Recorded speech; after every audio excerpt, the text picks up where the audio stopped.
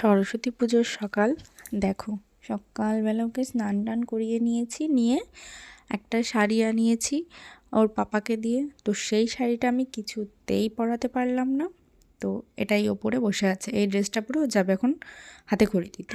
Hello everyone, যাই হোক, আমি মিতু আর আমি হ্যালো শান্তিপুরে এভরিওয়ান, থাকি। আমি সবাই মিতু আশা করি আর জেনে গেছো আমি আমি কোথায় থাকি। শান্তিপুরে থাকি। তোমরা তো আশা করি সবাই আজকে তো জেনেই গেছো আমি সরস্বতী কোথায় পুজো, থাকি। সকাল থেকে কাজ তোমরা সবাই করতে কেমন করতে আছো? 12টার উপরে আশা বেজে করছি সবাই গেছে। খুব ভালো আর আমার আছো, মেয়ে আর তো আমিও কিন্তু দেখালাম খুব তোমাদের, ভালো ওর আছি। শাড়িটারই কিচ্ছু পরাতে সরস্বতী পুজোর পারলাম না। সকাল একটা সকাল ড্রেস থেকে পরিয়ে সব দিলাম, কাজকর্ম সেরে প্যান্ট আর নিয়েছি, গেঞ্জি।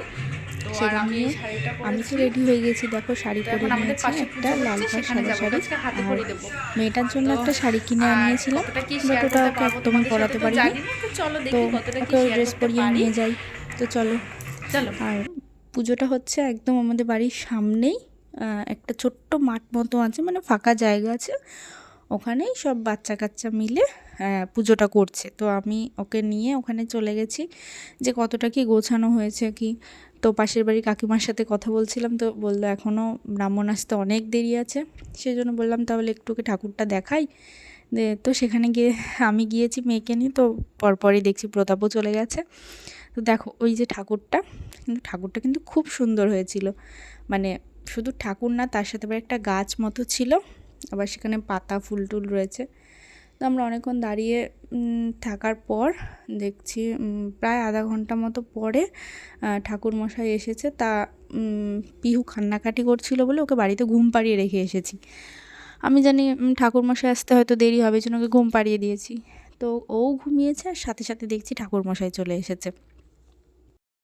তো আমি ভাবলাম যে ঠাকুরমশাই এসেছে, তো পুজো করতে থাকুক, ওকে একটু বাদে ঘুমের থেকে ওঠাই, কারণ সবে মাত্র ঘুমিয়েছে। তো আমাদের দুপুরে পুজো টুজো তো কমপ্লিট করে আমি একদম ঘুমিয়ে পড়েছিলাম। আমার শরীরটাও খুব খারাপ লাগছিল, আর রাত্রির বেলা দেখো এই কাণ্ড করছে। আর আমরা যাব পরের দিন কিন্তু ঘুরতে। আর কোথায় ঘুরতে যাচ্ছি সেটা একটু বাদেই বলি। এখন নাচটা দেখো, ওর কী নাচ শুরু করেছে রাত্রিরে। তো আসবেই না বাড়িতে, জোর করে ওর দাদা আর আমি জোর করে বাড়িতে নিয়ে চলে এসেছি। আর এটা হচ্ছে নেক্সট দিন। আর আমরা সবাই যাচ্ছি হচ্ছে আমার দিদির বাড়ি। আমার দিদির বাড়ি হচ্ছে চাকদা। তো সেখানে গিয়ে টাইম নেই, সেখানে গিয়েই আমরা রেডি টেডি হয়ে এক জায়গায় যাব। তো রেডি মানে দিদি বাড়ি ঢুকেই ড্রেস ট্রেস চেঞ্জ করে চলে এসেছি আমরা সেখানে বলতে দিদি বাড়ির পাশেই একদম। সেখানে আজকে রচনা ব্যানার্জি আসছে, তো সেই জন্য ভিড়টা একবার দেখো সবাই। মানে এটা তো জাস্ট কিছুই না, এর একটু বাদে আরও ভিড় হয়ে গেছিলো, মানে প্রচণ্ড ভিড় হয়ে গেছিলো, মানে পা ফেলার মতো জায়গা ছিল না। তো আমরা তবুও মানে ভিআইপি পাস পেয়েছিলাম দেখে আমরা মানে খুব একটা ভিড়ে পড়িনি, কিন্তু সামনেটায় প্রচণ্ড ভিড় ছিল।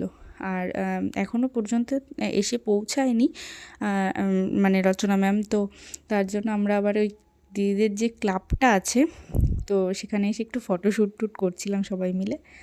আর এই দেখো ফাইনালি রচনা ব্যানার্জি এখন ঢুকছে আমাদের সামনে দিয়ে আর কি। এই যে ওনাকে কিন্তু খুব সুন্দর দেখতে, সত্যি বলছি, মানে এতটা সুন্দর দেখতে, মানে এখনও মনে হচ্ছে যে সেই উনি আগে যেমন ছিল, আমি ছোটোবেলায় যেমন দেখতাম, উনি এখনও সেরকমই আছে, এতটা সুন্দর। তো ওনার একটু কথাবার্তা শোনো উনি কি বলে, তারপরে আবার আমি আসছি। উনি দু একটা কথা বলবে, সেগুলো শোনো, তারপরে আবার বলছি আমি।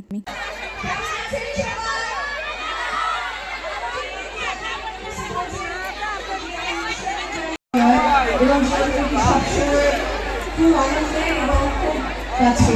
থ্যাংক ইউ সবাইকে, আজকে আমি এখানে আসতে দিয়েছি। আপনাদেরকে অসংখ্য ধন্যবাদ।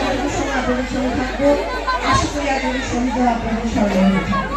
Thank you so much. Thank you very much আপনাকেও রচনা ব্যানার্জি। তো সব থেকে বড় কথা হচ্ছে, দেখুন রচনা ব্যানার্জি আর একটা সত্যি একটা জিনিস একটা আপনাদেরকে জানিয়ে রাখি, আর কমেডি যাদেরকে আমি এটাও আমি স্মরণ করিয়ে দিতে চাই, এটা আমাদেরকে। উনি তো তারপরে দু একটা গান গাইছিলেন, তো উনি গান গাইছিলেন আর আমি কিন্তু প্রচণ্ড নেচেছি। আর এই ভিডিওগুলো কিন্তু প্রতাপ করেছে। আর ওকে আমি বলেছিলাম যে আমি যে নাচছি সেগুলো নেওয়ার দরকার নেই, তুমি ম্যামকে দেখাও শুধু আজকে। তো সেই জন্যে আর কি ও আর কোনো ক্লিপ নেয়নি আমার নাচের। তো আমি, দিদি, আরও যারা দু একজন ছিল সবাই কিন্তু খুব নাচ করছিলাম খুব। আর ম্যামও কিন্তু মানে এক একটা গান এমন করছিল যে সবগুলো কিন্তু নাচের। আর ওখানে কিন্তু প্রচণ্ড ভিড় হয়েছিল, প্রচণ্ড, মানে সেটা বলার মতো না। তো আমরা দিদি বাড়ি গিয়েছিলামই কিন্তু এই জন্যই যে ওনাকে দেখব বলে শুধু, নাহলে এত ছোট মেয়ে নিয়ে আমি এতটা রাস্তা জার্নি করে গিয়েছি। তো সেইটাই আর কি, মানে শুধুমাত্র ওনাকে দেখার জন্য। আর ওনাকে দেখে কিন্তু আমার খুব ভালো লেগেছে, খুব।